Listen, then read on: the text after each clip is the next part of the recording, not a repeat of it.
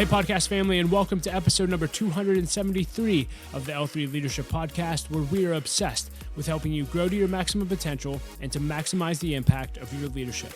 My name is Doug Smith, and I am your host, and today's episode is brought to you by my friends at Baratung Advisors.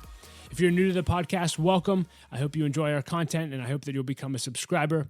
And if you've been with us for a while, welcome back, and thank you for being a listener. And it would mean the world to me if you would leave a rating and review on whatever app you listen to podcasts through. That helps us grow our audience organically, so thank you in advance for that. Today, you were in for a treat. You were going to hear my interview with Jesse Cole, otherwise known as the Yellow Tux Guy. And I actually stumbled upon Jesse through LinkedIn. A few of my friends were liking and sharing some of his content, and I started following him and loved what I saw. And so I reached out for an interview and got it. And, I've done hundreds of interviews, and I can say that by far, this was the most high energy interview I've ever done. I thought I was high energy, and then I met Jesse, and he just blew my mind. And he's a lot of energy. He is a lot of fun, but he also has a ton of wisdom. And I think that you're just going to hear so many things that you can practically apply to your life in this interview that you're just going to fall in love. And so let me just tell you a little bit about Jesse before we dive into the interview. He is the founder of Fans First Entertainment and the owner of Savannah Bananas. That's right. And you'll hear more about that in the interview. His teams have welcomed more than 1 million fans to their ballparks and have been featured on MSNBC, CNN, ESPN, and in Entrepreneur magazine. The Bananas have been awarded Organization of the Year, Entrepreneur of the Year, Business of the Year, and won the CPL Championship in their first year. Fans First Entertainment has been featured on the Inc. 500 list as one of the fastest growing companies in America. The Savannah Bananas currently have sold out every game since their first season, and they have a waiting list in the thousands for tickets. Jesse released his first book, Find Your Yellow Tux, How to Be Successful by Standing Out, in January of 2018 with a world book tour at Epcot. Cole has been featured on over 500 podcasts and is an in-demand keynote speaker all over the country, sharing the fans first experience on how to stand out, be different, and create raving fans for both customers and employees. Cole is the host of the Business Done Differently podcast and has interviewed over 100 of some of the world's leading entrepreneurs, authors, and speakers. And he owns 7 yellow tuxedos and proposed to his wife, Emily, in the yellow tux in front of a sold-out crowd. She said yes, and the two later married at their stadium. And in 2018, they welcomed their first baby banana, Maverick. And I don't often read people's full bio, but it was just fun to read that. And I can't wait for you to listen to this interview. But before we dive into it, just a few announcements. This episode of the podcast is sponsored by Baratung Advisors. The financial advisors at Baratung Advisors help educate and empower clients to make informed financial decisions. You can find out how Baratung Advisors can help you develop a customized financial plan for your financial future by visiting their website at Baratung Advisors. That's BERATUNG advisors.com. Securities and investment products and services offered through Waddell & Reed, Inc., member FINRA and SIPC. Baratung Advisors, Waddell & Reed, and L3 Leadership are separate entities. I also want to thank our sponsor, Henny Jewelers. My wife, Laura, and I got our engagement and wedding rings at Henny Jewelers, and we just fell in love with the experience that we had and fell in love with them as jewelers. In fact, what we really love about them is they give every engaged couple a book to help invest in their future marriage, and we just absolutely love that. Their owner, John, has become a friend and mentor in my life, and I can't say enough about them. So if you're in need of a good jeweler, check out hennyjewelers.com. And with all that being said, let's dive right into the interview. Here's my interview with Jesse Cole, the Yellow Tux Guy. Jesse, thank you so much for joining us.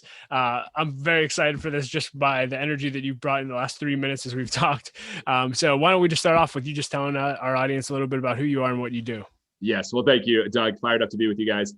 Yes, I am a crazy guy in a yellow tuxedo. I own a baseball team that's more like a circus. I have an amazing wife who started this with me, and I actually proposed in front of a sold-out crowd in the yellow tux to her, and she actually said yes. And we're still married. And yes, we have a young son, and we're a foster daughter now. And basically we realized there was a huge problem in baseball. It's too long, too slow, too boring. I took over the worst team in the country when I was 23 years old.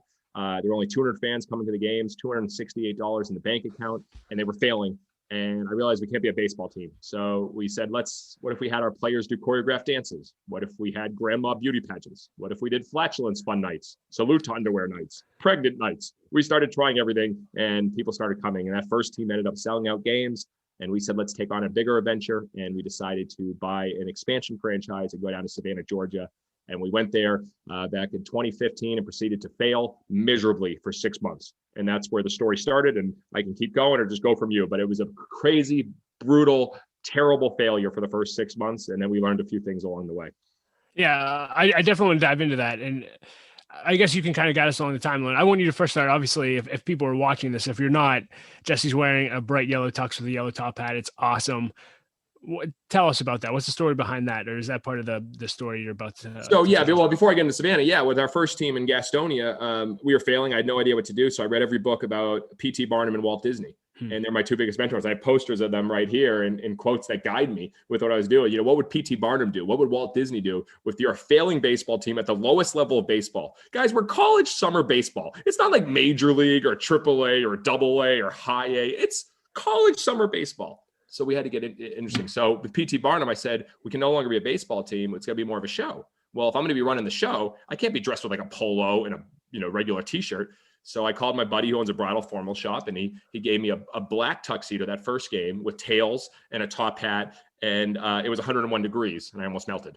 And I was like, this is not going to work. So I went online and found brightcoloredtuxedos.com. It actually exists, and I bought a yellow tuxedo for $44.95, and got it shipped overnight. Put it on the next game, and fans started taking pictures, and it caught on. And so I became the yellow tux guy. And whenever I give speeches, and I wrote my book, Find Your Yellow Tux, How to Be Successful by Standing Out. And that's kind of guided our whole thing. And more than anything, Doug, it gives permission to our people to have fun and not take themselves too seriously. I mean, business is too serious. It needs to be fun. And if your owner is dressed up in a yellow tuxedo, how can you not have a little bit of fun? So that's the yellow tux story. Wow, that's incredible. So you wrote a book about how to stand out, and we live in a world that everyone's craving attention, right? And it's so hard to stand out. There's so many things. I need to be on Instagram. I need to be on every platform. What have you learned about standing out? Because clearly you have, and clearly you're doing a good job with that. Well, ask this question. You can ask yourself and ask the business. And I'd actually write it down right now. Anybody, what makes you different? And that is the hardest question for anybody to answer. And what most people do is they write, well, we're a little bit cheaper. We have a better price. We're a little If you're a little bit like better, faster, cheaper, you're not different. What are you the only one doing? And so we had to stand out. We had to be dramatically different. So we had to figure out what are we the only one doing? So we asked that question over and over again. And now we have a page of about 20 things we're the only one doing. Because when you don't have any money, which I came to Gastonia, and literally I couldn't pay myself for 3 months. Then we came into Savannah. I'm about to get into that failure where I'm sleeping on an airbed. We had no money. We had to create something so different, so remarkable, so unforgettable that people could tell everyone about us, do the marketing. And that's where the essence, and I guess that's also kind of what the yellow tux stands for. People might not know my name, but they know there's a yellow tux guy. If you go on Google and search yellow tux, you're going to find me. Like, you're not going to necessarily find like a yellow tux. You'll see me. And so that whole mindset of what makes you different. Every business in the world has marketing directors. They have a marketing plan, but how many have an attention plan? What are we doing to create attention, to be dramatically different? And we had to build that because we had no other choice. Wow. Yeah. So talk about when you took over Savannah Bananas, you bought this franchise expansion. You said the first 6 months were an absolute failure and extremely tough. And then tell us the rest of the story. Oh yeah. Talk about if you could, Savannah Bananas should not exist today. Like, I should not be wearing this yellow tuxedo. I should be, in field position crying somewhere. Like, that's really where we should be. Because here's what happened. We went to Savannah, and my wife and I, we just got married, and we went from zero debt to $1.8 million in debt. And I was 31 years old at that point. She was 28. Not a great start to a marriage. Not a good start. Not at all. And so we took on that outrageous debt we had bought the Gastonia team, the former team. We bought the Savannah team. And then we had to put money into the team because we had what a cast of characters to start. We had a 24-year-old president and 3 22-year-olds out of college. This was our staff. We were going to take over Savannah. And so we show up that first day, and the former team, now granted, there was professional baseball in Savannah for 90 years. Literally, Hank Aaron, Babe Ruth, Lou Gehrig, they all played at the stadium.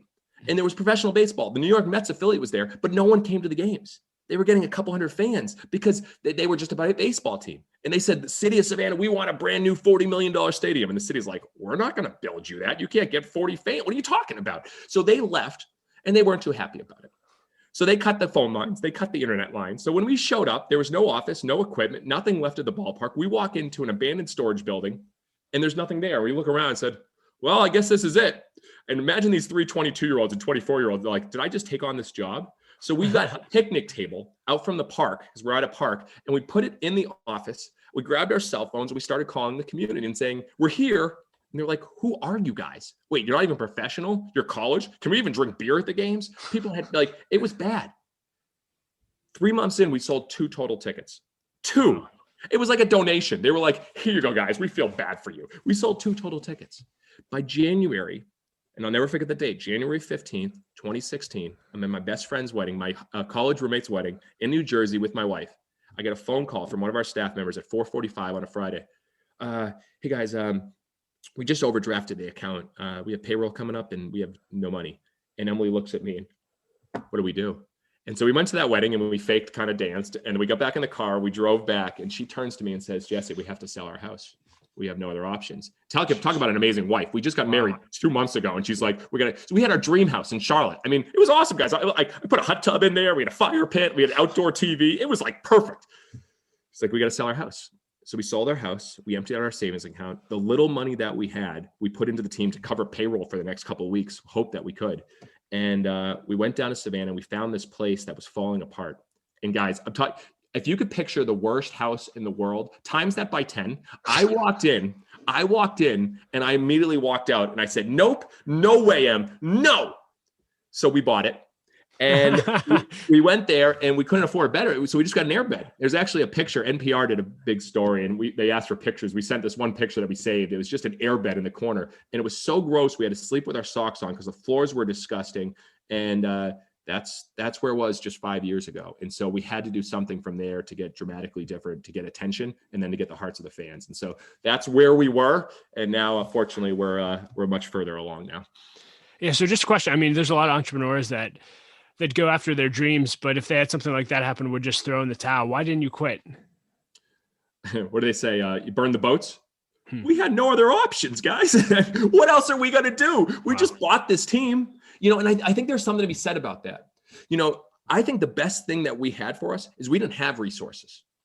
If you want to be resourceful, live without resources. You think about all these people that get a big inheritance check, or they get money, or they get this funding. They have all this money to play with. Well, they don't learn how to grind.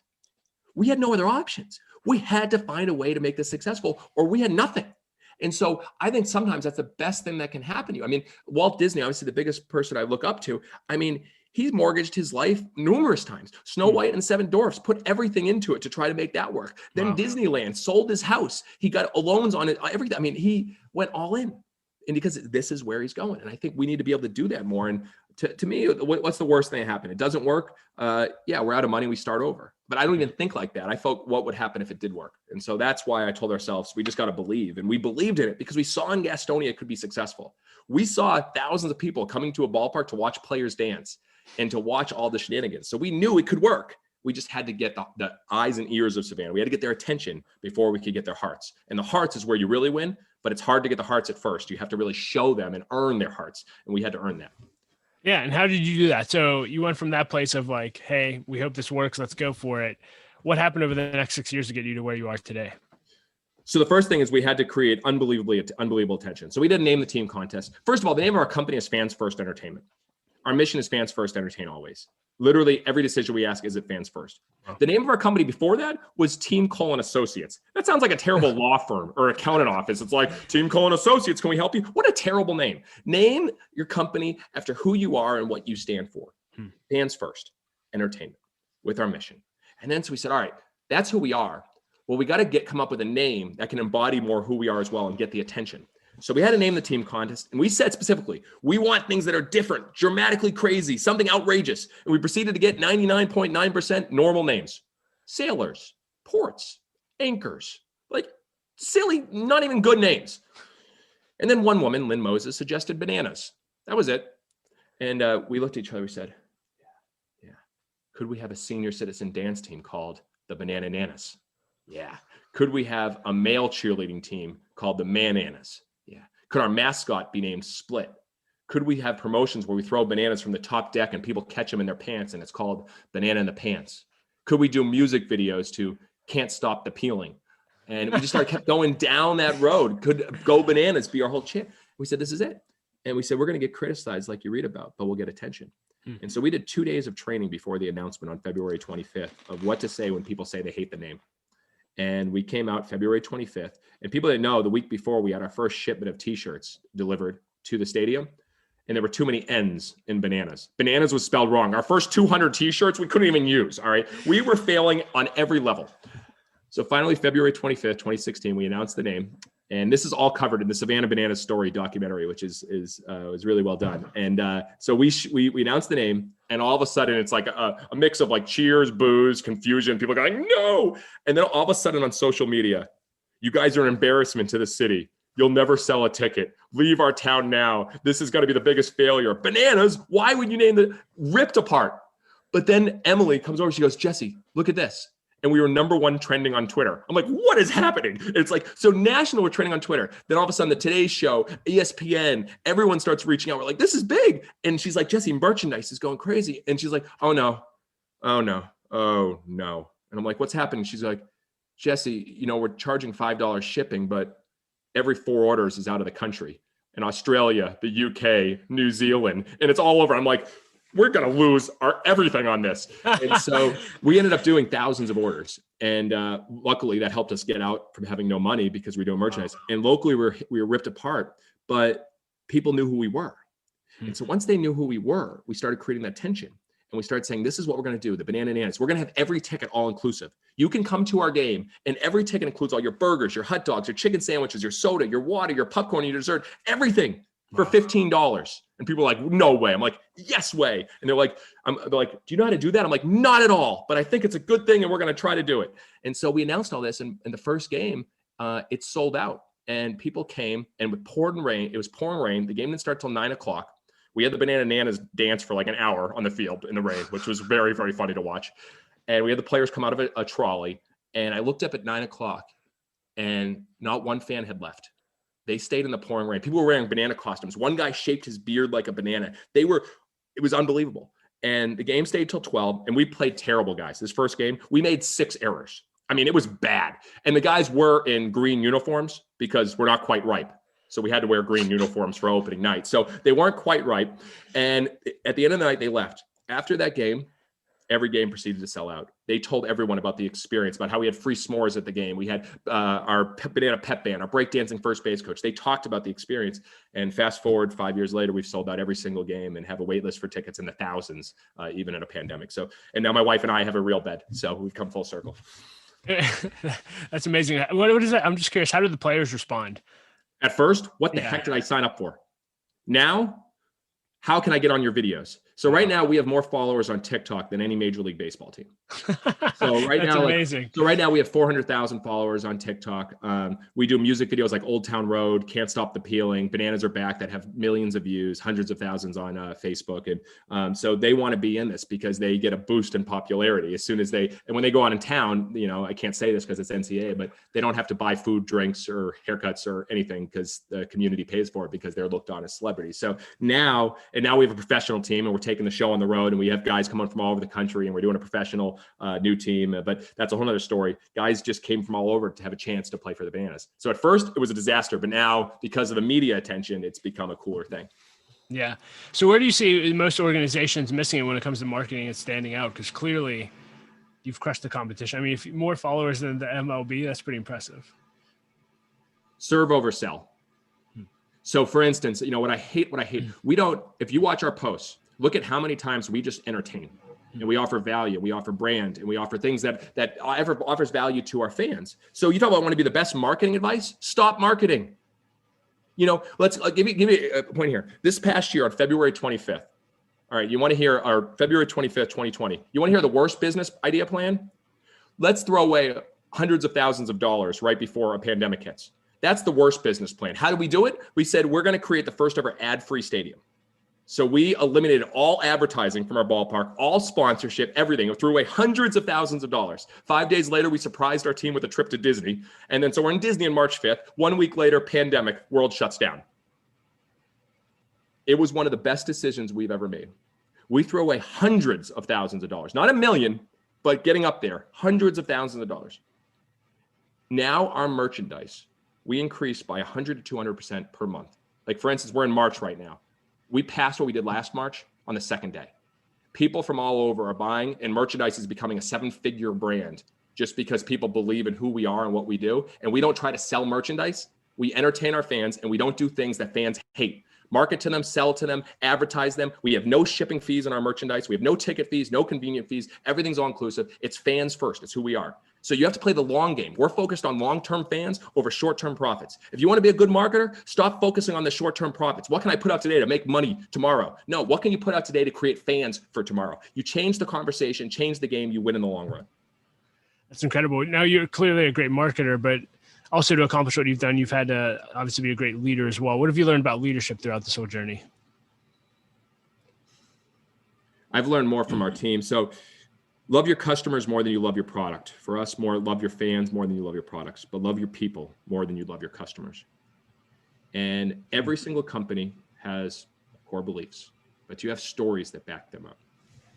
Right here, this is our fans first playbook. We give this to anybody before they join our team. On the back says, be patient in what you want for yourself, but be impatient in how much you give to others. Everything we do is about how do we give our team. We do our love language tests. So we literally know, here's a funny story. So we did love language with our whole full-time staff. And what I realized for this, you guys know the love languages. It's like, affirmation, quality time, physical touch. What's yours? I'll get to it. So we do it for our whole team. And we find one that's just staggering above everyone else. My wife, by the way, is acts of service. She's an owner with us. She does everything together, big part. And so what I did is I actually went online and bought her a custom axe, and I got service inscribed on it. So I gave her an axe of service. She didn't think that was that funny. That's beautiful. But our president, Jared, who's amazing and sends a leadership memo to the team, inspiring every single week. He was top of the line on words of affirmation, but bottom on touch, physical touch. And he said, tell me you love me, but don't you ever touch me, is what he told our team. And so what we learned is everyone on our team was top of the line of words of affirmation. Everybody. And so I remember our director of operations coming to me after the season. And I said, hey, Jonathan, what was your best memory of this past season? And we've done crazy things. We've taken our team on cruises. We've gone to Disney. Have great parties, events. He goes, Jesse, it was after our first concert.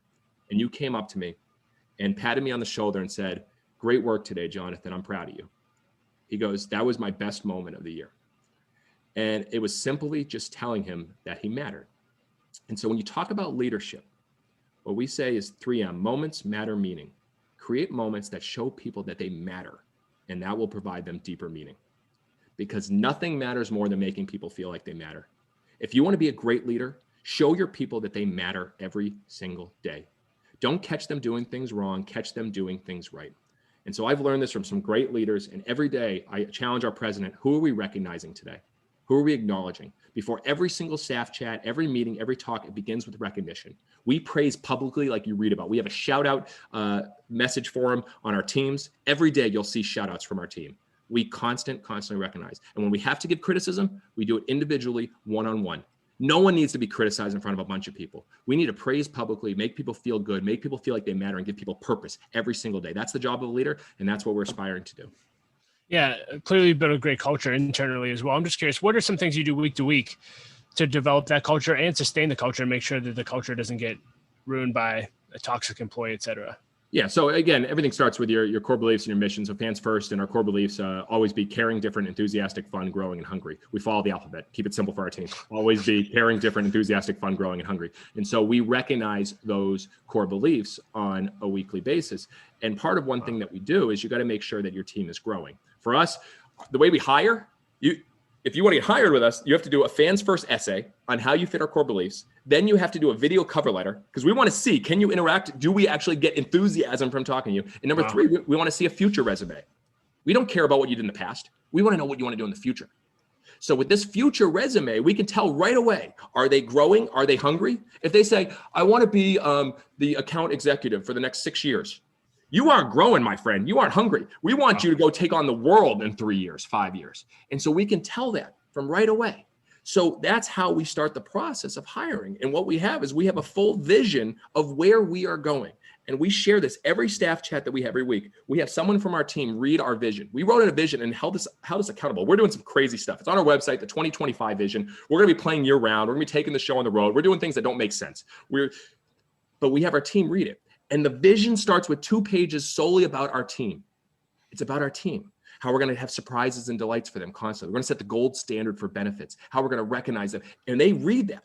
And I remember I was a part of one a couple months ago in November, and we had Lizzie, our director of merch, start reading, and she's like, we're constantly looking to do unexpected surprises for our team, and goes on, she reads it. And then at the end said, all right, guys, you have 30 minutes, pack up your stuff, clear your schedule, we're leaving. And the staff's like, what? And they all start running around, clearing the schedule, and they come out, and we have a big party bus outside. And Emily says, all right, guys, here's a $500 gift card for each of you. We're going to the Tanger outlets. We're going to shop all day for you guys, for Christmas, for your family, whatever you want. It's all yours. It's all your day. Thank you. And so we try to live by that vision by holding ourselves accountable and putting it in front of people. So that's a longer answer to it, but that's part of how we do it. Yeah, you mentioned P.T. Barnum was a hero. I'm just curious, so you were a P.T. Barnum fan before The Greatest Showman came out? Come on, those are all right. What's up? I'm not going to call anyone, a P.T. Farnum fan, all right, because they became in 2018 after they started singing songs. But yes, I had to be. P.T. Barnum, what he did in the 1800s, no one else was even. I mean, he was so far ahead of his time. It was outrageous, and so we had to figure out how to get attention of a low-level baseball team in a tiny town called Gastonia, North Carolina. P.T. Barnum was a genius at it. So yeah, I read every book on him, and yeah, I'm literally looking at a picture of him in my office. Quote: people have sent me autographs from P.T. Barnum from the 1800s, which is awesome. Wow. I got P.T. Barnum, literally got a P.T. Barnum card here. People give me. So yes, which is rare. P.T. Barnum baseball card is rare. So I'm sure it's worth something. But yeah, there's a lot to learn from him, and a lot of the things people said about him wasn't true. He was brilliant, and he did a lot of good. And I think I'm glad there was a movie that shared that a little bit. Yeah, I was gonna say, did you like the movie then? Yeah, everyone asked, what was your opinion of the movie, Jesse? Was it all true? I go, of course not. And P.T. Barnum wouldn't have had it that way. P.T. Barnum's number one goal was to bring joy, bring happiness, and make people have a good time. And so, how the whole story went, I mean, it buttered it up and made it a lot more positive and happy. But what they did is they created music and they created a show with the movie, which made it great. And I think that's how P.T. Barnum would have done it. Don't let all the logistics and details and facts get away from making someone feel special. And you walk out of that, you can't not be like singing and stuff and from now on, like people are just doing it. And I'm like, what is happening? It's like P.T. Barnum did that. Did any of those things actually really happen? Not all of it, only a little bit, but now I'm entertained. And I think that's the goal. I'm going to say this. Sorry, you got me going. Love it. You talk about leadership, you talk about, management, people running, like entertainment. I think people are so afraid to talk about entertaining. You know what the definition of entertain is? Do you have any idea? I'm waiting for it. I didn't know either. People say you're an entertainer. I'm like, I should look that up. It's provide enjoyment and provide amusement. Aren't we all in the entertainment business? Yeah. And so I think people are you're in a yellow tux, you run a baseball team, you can entertain. I don't care if you're in a nonprofit, you're a heating and cooling company, you're a restaurant. How are you entertaining your people, your guests every single day and providing enjoyment to amuse them? I do it in a bigger way. But P.T. Barnum understood that with his movie, with everything. They're like, we're going to entertain and bring so much joy, enjoyment, and amusement to you that we're going to win in the entertainment. If you get their hearts by entertaining them, everything else takes care of itself. So we lead with the entertainment. And that's kind of the spirit of it. And I think PT and Walt Disney, and they're so good at that. And so that's where I get a lot of inspiration. Yeah, well, you already won my heart. I'm gonna go buy a Savannah Bananas T-shirt after this. What's up? Will, we're buying them. Let's buy them for everyone. I appreciate. Well, I hope the experience is good. So I don't want to tell you about the experience, but I hope certain things happen that don't normally happen when you buy merchandise. So if there's one piece of merchandise you would encourage us to buy as first-time fans, what would you tell us to buy? The primary shirt with the logo people will comment on it. So I was running with a guy today. He's like, yeah, I was wearing my hat in Michigan. People are like, oh man, the Bananas. I love that hat. Go Bananas. He's like, so I would get something full logo, rocket. And you never know, there may be some bonuses that come with it. You never know. You never know how we deliver things. Let's put it this way. We failed the first year delivering things, but we've gotten better over the last 5 years. And there's no shipping. A $24 shirt's $24. If you want our banana cream soda, which we invented this past year, if you want banana cream soda, you get banana cream soda and you get a pint glass and everything. There's no shipping, even though shipping this is not easy. But we built it in, so it's good, Anyway, I have to introduce you to my friend Greg. Well, remind me to connect. Greg, anyway. All right. Greg Fuhrer. He'll love Greg, you. I'm in. All right. I want to dive into the lightning round in a minute, but before we do, where can people connect with you? Where can people find your content? I know you have a book out. Can you just share search Yellow Tux? But a few years ago, I started posting every day on LinkedIn. So on LinkedIn is my game. I have a lot of fun there, and I just share lessons that I'm learning. And I think that's a good thing for leadership too. Often we're too afraid to share because we don't think we know. Share the journey. Share what you're learning. I think great leaders are people that share constantly and aren't afraid of what people think about them. And so I share constantly every day. And I think it's helped me become a leader because I learned from the people that respond to it. Yeah. I actually found you because of LinkedIn. A friend of mine liked something that you posted and I started looking through your stuff. I'm like, I got to meet this guy. So, well, thank you. And, but I think that's it. Like, we are so holding ourselves back from actually giving value. We think it's about us. Like, oh, but you're making it about us. No, it's about other people because they open up to what they can learn from you. And I just think that's Mark Cuban, some of the greatest sports owners are doing it really well as well. All right. Well, hey, let's dive into the lightning round. I'm sure you'll have a lot of fun with this. What's the best advice you've ever received in your life and who gave it to you? That's a brutal question for someone that's read thousands of books and gets lots of advice. But I will say this, and this is not going to be lightning. I apologize. I'm going to go as fast as I can. I'll talk faster. My dad as a kid used to tell me, Jesse, swing hard in case you hit it. Every time I came up to bat as a 5-year-old, I would swing like crazy. And I swung and missed a lot. But when I hit it, man, it took off. But that wasn't the best advice from my dad. The best advice from my dad was back in 2013 when my dad had 2 forms of cancer, non-Hodgkin's lymphoma, and also colon cancer. And he was in the hospital for months. And every day I called my dad and I said, Dad, how you doing? And he'd go, great, Jess, great. Just going to be a little challenging season, but wait till summer, Jesse. Every day, great, every day. Until one day he called and I called Dad, how you doing? He goes, Jess, I'm good. How are you? Jesse, what's going on in your world? And I talked to my stepmother and she said, he really took the stem cell and was just, I've never seen someone so sick. I didn't know how he was going to get through it. He was the sickest I've ever seen him. It was the chemo just wiped him out. And, I called him the next day. Dad, how you doing? Jess, great. I'm great. Just, gonna be there soon. And a few months later, he was in complete remission. He beat the cancer. And the doctors at Bet This Real said he was the most positive patient they've ever met. And they've never seen someone defeat cancer like they have with him. Wow. And I think when you asked about best advice, his mindset was all, hey, we're going to get to summer. I'm great. I'm good. And his positivity has really been, I don't want to say the advice, but something I look to every day. When we think we had a bad day or a bad call or a bad email or a bad meeting or whatever, it's nothing. It is nothing. My dad battled unbelievable chemo where he was on his ground, just sick like you read about. And he said he was good that day. Wow. So that's the best advice I've received. If you could put a quote on a billboard for everyone to read, what would it say? Oh, come on. That's a brutal question. And you know it. Oh, geez. I am a quote machine.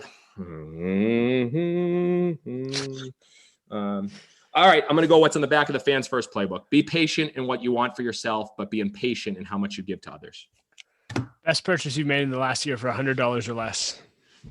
My cookie dealer. I'm addicted to half-pound cookies from my cookie dealer. They're one of the best marketers I've ever seen. They've got almost 300,000 followers on Instagram. Their website is always closed. It only opens for a few minutes on Wednesday, Saturday, and Sunday. And you get your chance to buy half-pound cookies stuffed with Snickers and Cinnabons and brownies and you name it. It's 1,000 calories per cookie. And it's been my vice. And I've probably bought from them 10 times over COVID and ate 100,000 calories of cookies. But that has been the best purchase. It brings me great joy at night. And I'm very happy with it. And it's called My Cookie Dealer. My Cookie Dealer. Look it up. It's crazy. Top few books you find yourself giving away most often. Ooh, giving away books. Right now, my wife's Go Bananas kids book. I'm doing my wife's kids book. I'm sending out a little bit. How to Be Like Walt, The Carpenter by John Gordon, Disney's Land, Creativity Inc. I could keep going. Peak by Chip Conley. I talked to so many authors. Nuts, Southwest Airlines. I don't give away a lot of books, but I read a lot of books. Those are great ones. Hope that's a good start. Are you a podcast listener? If so, what are a few of your favorites? Oh, yes. I love my boy Ryan Hawk, Learning Leader. Listen to him regularly. We're close. I was on that show, which he was awesome. Storybrand, Donald Miller was on him. That's a great one as well. Entree Leadership. And then I love the stories. There's some great business wars stories, sports war stories where they really build the story of how the Globetrotter started and how Disney started. I like those as well. What do you wish people knew about your story that they may not know? I wish they knew a lot more about my wife, Emily. I can't say enough about her. But she's the oldest in her family, 3 younger brothers. And when I talk about be patient and what you want for yourself, she every day sacrifices more than I've ever seen for anyone else. And she's the heart of the Bananas. Everyone looks at me as I'm the showman, I'm the circus, but she's the heart that every day is looking, what can we do for our team? She sends messages, packages. During COVID, she went grocery shopping for her whole team and brought it in, literally brought it to their doors. Wow. She surprised our team with our Fans First director with a trip to Ireland with her father, her bucket list. She came up with she's the heart of it. And I wish people knew more about that. Yeah, and speaking of your wife, you mentioned earlier you guys are the parents to a foster child now, and we were talking a little bit before the interview about your passion for fostering. Can you just talk a little bit about that and just raise awareness around fostering? I thought that was powerful.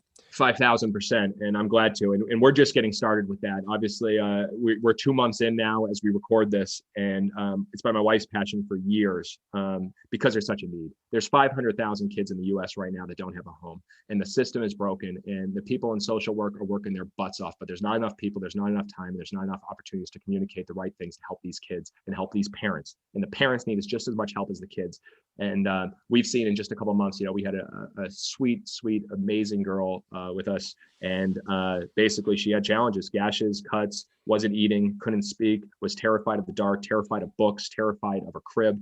And in just 2 months, she's a different girl. She's the happiest I've ever seen her. And I'll tell you, one of the best from a leadership advice I learned, we were talking to a counselor that was involved in foster care before we started this journey. And I said, I understand we got to lead with empathy. She goes, no. You need to lead with a lot more than empathy. And she goes, you got to look at these kids with a lot more than empathy. I go, what do you mean? She goes, you need to look at them with admiration.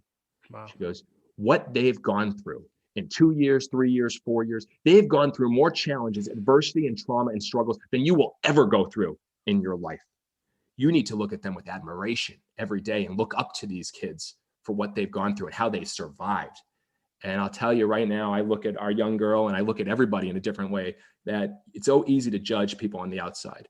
You see our little girl and she's tiny, she's not eating that well. She had gum stuck to her hair before she arrived to us. I mean, just challenges. And you want to judge that person. Or like in your sense, a homeless person that you have experience in, you want to judge that person. But what if you look at them with admiration? Like back in the day, we looked at people like Martin Luther King Jr. with admiration. What if we looked at these people with admiration? How would we treat them differently? What would we do for them differently? And how would we make a bigger impact and difference? And so that's been some of the best advice I've received. And I try to do it every single day. Wow. Thank you for sharing that, raising awareness. And obviously, thank you for doing something about that issue in our country. And hopefully this will help raise some awareness and challenge some other parents to do the same. Appreciate it. What's the greatest challenge you're facing right now? Focus, 100% focus. Yeah, amen, man. That's me. I'm looking at my whiteboard over here. It's got like 37 priorities, which means nothing.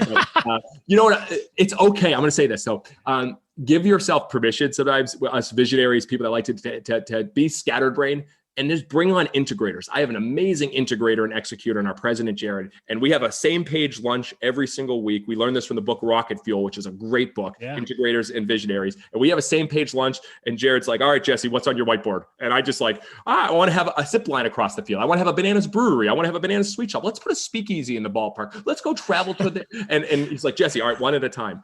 But I'll tell you, don't tell a visionary or a person they can't be, stop, being so scattered, because it brings us excitement. It brings us energy. So focus is what I need to get better at, but I think I have a system that's working on it. So being a visionary, I have to ask out of curiosity, knowing the Rocket Fuel setup, prior to having an integrator, how did you deal with managing people, and how did people deal with working with you? Because I know with visionaries, it can be frustrating, right?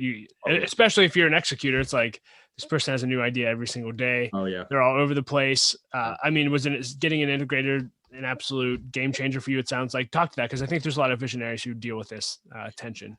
Yeah. And I think you have to just test things out. Yeah. I struggled. I was trying to do so many things. I'm a great starter. A visionary is a great starter. We'll do this. We'll do this. We'll do this. And then it's like, oh wait, details? Get me.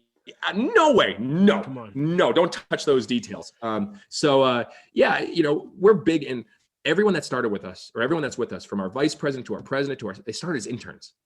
We do an intern, then to seasonal, and then to full-time.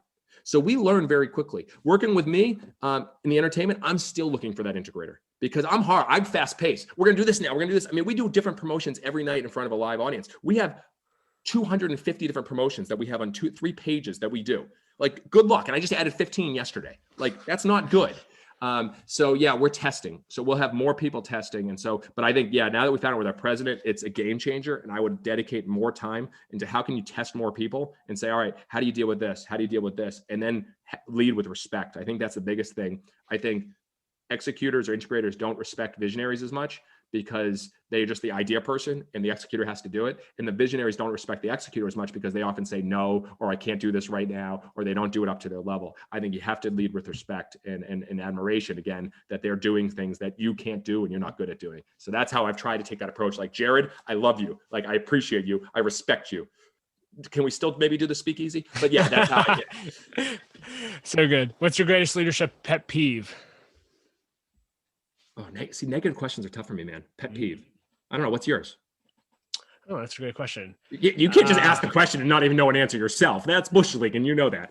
Yeah. An unwillingness to have hard conversations. And I used to be that person. So that was born out of a lesson that I've had to learn. But yeah, just an unwillingness to confront things and just be passive aggressive. That's probably my biggest one. That's great. And I suck at that. I'm really bad at that. I don't want to hurt people's feelings. I want to be loved so much. So it's like, I'm really bad at that. So Jared's good at that. I'm bad at that. So I'll be like, yeah, that wasn't that good how you did. And they're like, you're being very passive aggressive. I'm like, that's a good answer for a pet peeve. You're probably right. I probably set the pet peeve on that. So yeah. All right, good. I just used your answer. Hope that works. I love it. Do you have any unusual habits that make you successful daily? 5,000%. Win the morning, win the day. Hal Elrod, thank you very much for this. My mornings are electric and they're ridiculous and it doesn't make sense.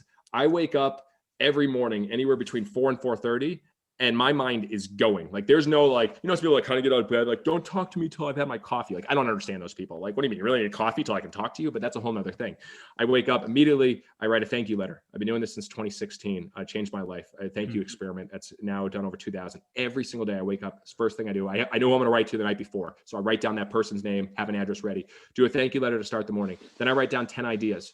Most of those ideas are crap. They're terrible. Some are actually pretty good, but only a few. Then I write in my journal. Then I read, and I read walking to get steps in. I'm weird like that. Then I go for a run and I listen to a podcast, and that's getting my vegetables in. So that whole starts between 4:30 until about 6:30. Then it's time to get the kids. Those 2 hours, I've won the day. It's amazing. I feel on top of the world. And that habit has changed. I mean, I'm getting my workout, my running, I'm getting my mental workout, and then my ideas. Everyone says, how do you come up with so many ideas?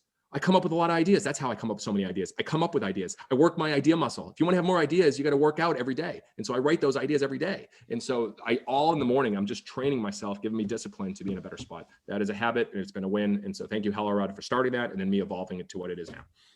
What's something you've done that was on your bucket list that you think everyone should experience in their lifetime? Great question. What's yours? That I've done, I would go to Banff. We're huge national park fans, so but that's probably our favorite so far. Go hike in Banff. I'll say it hasn't happened yet. I'll say for my bucket, like, it hasn't happened yet. It's what it's going to be. It's going to be something with my kids and my wife and my family that, you have those moments. We have dance parties every night, and you have those moments when you're part of some things that are unique and you're like, you lose track of time. I wouldn't change anything. I have that with the business every day. I'm like, right now, you can see how energized I am, guys, but it's going to be a bucket list moment where we're seeing something at something, and I can see pure joy on my whole family's face. And we're looking there and I want to just time capsule that moment. That will be it. And I'm sure it's going to happen sooner than later. What's your family's favorite dance party song at this time? Oh, geez, it's Lion Guard. Not Lion King, Lion Guard. Zukazana, whatever. It is ridiculous. I do sing-alongs on Alexa. So great playlist, guys. Play sing-alongs, Alexa, or How Will I Know radio. Whitney Houston, the old school. There's a lot of great dance songs on those. So that's when, like, Daddy does dance songs. But for kids' dance song, it is Lion Guard over and over again, or I Just Can't Wait to Be King from The Lion King, which I think Maverick played 13 times yesterday. So yeah, that's it. My girls are all about Mary Poppins Returns right now. So ooh, okay, all right. We've moved past Moana, which is good. I couldn't take any more Moana, so I could. We were Moana for. Yeah. I was Maui for Halloween. That was fun. You got the same body as The Rock, so I can see it. Yeah. If you can go back and have coffee with 20-year-old Jesse, what would you tell him?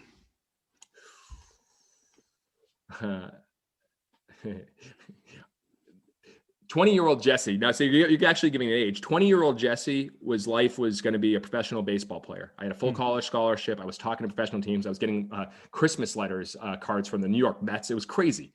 And that was everything. 22-year-old Jesse tore his shoulder and ended his career. And I filmed myself as part of a capstone project. And I was emotional, saying what I dreamed of doing my whole life was over. And I thought it was the end of the world. 23-year-old Jesse found his calling.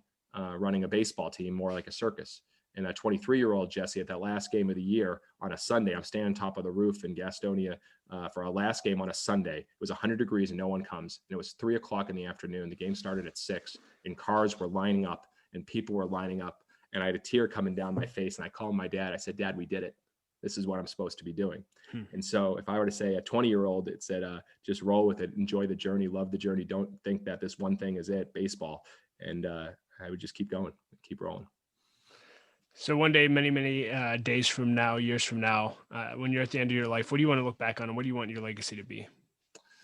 In the beginning of my book, I actually opened with my eulogy, which is a dark place to write when you're like, I think I was 32 years old, 31 years old when I wrote the book. So to write your eulogy is kind of weird, but I think that's a great question. How would you be remembered? I asked that on my podcast, the first 2 or 3 seasons. There's the political answer and then there's the real answer. I departmentalize my life. I have business and I have personal and family. And so, for business, I want to, make a difference and inspire people to be their best self, to stand out, to challenge the status quo, to question the rules and really live themselves to their best ability and really amplify who they are. We weren't born to fit in. We were born to stand out. So I hope that when I look back or at the end, people can say, you really helped me be my full self, my whole self, and really make a difference. Personally, I want my kids to think I'm their best friend and I'm there for them and that I'm always there to have fun. And my word this year is play. And if ever my son or my foster daughter says, Daddy, do you want to play? The answer is always yes. And I hope that can be the answer. It can always be yes for the rest of my life. Wow. Anything else you want to leave leaders with today? Wow, you threw a lot at me, man. No, I will say this. If you want better answers in business, you got to ask better questions. And you, my friend, asked a lot of amazing questions today. And if you want to be a better leader, you got to ask better questions of yourself, better questions about your industry that you're in, better questions about your people, and better questions about your customers and fans. Every single night at our ballpark, one of us goes undercover as a fan. We park with the fans, we walk in with the fans, we sit with the fans, we eat with the fans, we take notes with the fans. I do this. And the first night I did it, I'll never forget. I actually hit a pothole as I was pulling in. I was like, this, and my car bottomed out. I was like, this is the worst first impression ever. And then I saw our parking penguins, which we have penguins that park your cars. One was eating a burger and had his back turned to me. I'm like, this is terrible.